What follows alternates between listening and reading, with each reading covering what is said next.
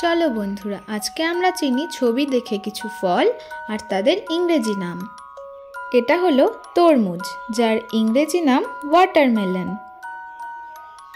এটা হলো আপেল, যার ইংরেজি নাম অ্যাপেল। এটা হলো আম, যার ইংরেজি নাম ম্যাঙ্গো। এটা হলো কমলা লেবু, যার ইংরেজি নাম অরেঞ্জ। এটা হলো আনারস, যার ইংরেজি নাম পাইনঅ্যাপেল। এটা হলো কলা, যার ইংরেজি নাম বানানা। এটা হলো নারকেল, যার ইংরেজি নাম কোকোনাট। এটা হলো লেবু, যার ইংরেজি নাম লেমন।